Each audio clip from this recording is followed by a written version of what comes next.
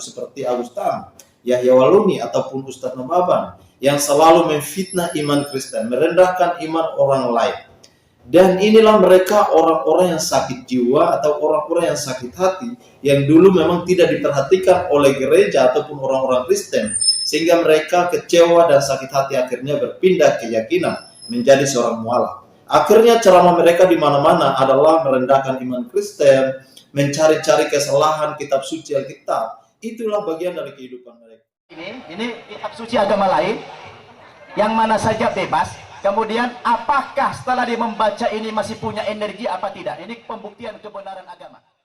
Shalom, salam damai sejahtera, sahabatku sekalian dimanapun Anda berada. Saya berdoa semoga sehat selalu dan diberkati Tuhan. Terima kasih buat support dan dukungan teman-teman semua buat channel ini. Biarlah kita semua ada dalam lindungan dan penyertaan Tuhan kita Yesus Kristus.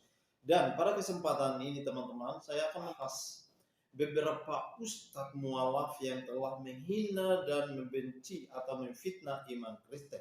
Salah satunya kita sudah melihat Ustadz Agustan sudah mendapat hukuman yang setimpal dari Tuhan, bahwa tidak sampai 30 hari ia sudah tumbang dan tidak bisa melakukan banyak hal.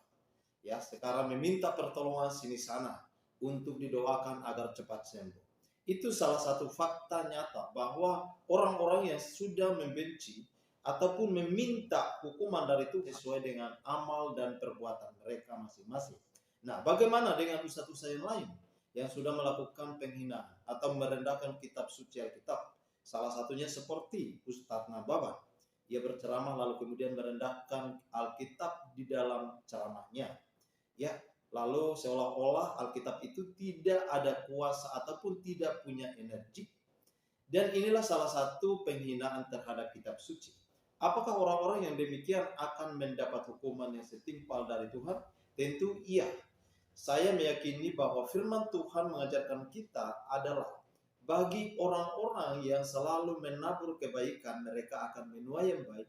Tetapi orang-orang yang menabur yang jahat, mereka pula akan menuai yang jahat. Artinya tiap hari mereka sakit hati, membenci bahkan memfitnah iman orang lain. Itulah bagian dari kehidupan mereka. Jadi artinya mereka memang sedang khawatir dan mereka khawatir melihat perkembangan iman Kristen yang saat ini bertumbuh dan berkembang pesat. Artinya banyak orang yang selalu murtad, hampir setiap hari murtad dan percaya kepada Tuhan Yesus. Dan orang-orang ini bukan latar belakang orang-orang yang sakit hati dengan agamanya yang lama, tetapi mereka berjumpa langsung dengan Tuhan dan percaya Tuhan menunjukkan jalan kebenaran dan jalan yang lurus itu. Berbeda dengan ustadz-ustadz mualaf ini, salah satu seperti Agustan, Yahya Waluni ataupun Ustadz Nababan yang selalu memfitnah iman Kristen, merendahkan iman orang lain. Dan inilah mereka orang-orang yang sakit jiwa atau orang-orang yang sakit hati yang dulu memang tidak diperhatikan oleh gereja ataupun orang-orang Kristen, sehingga mereka kecewa dan sakit hati akhirnya berpindah keyakinan menjadi seorang mualaf. Akhirnya ceramah mereka di mana-mana adalah merendahkan iman Kristen, mencari-cari kesalahan kitab suci Alkitab. Itulah bagian dari kehidupan mereka. Dan mereka khawatir dan bimbang akan kehidupan mereka. Nah, oleh karena itu teman-teman, mari kita simak dulu salah satu video dari Ustadz Nababan yang pernah melecehkan atau merendahkan iman Kristen. Coba baca satu ayat apa dua ayat dari Alkitab. Baca dua ayat apa satu ayat dari Alkitab ini kitab suci agama lain yang mana saja bebas. Kemudian apakah setelah dia membaca ini masih punya energi apa tidak? Ini pembuktian kebenaran.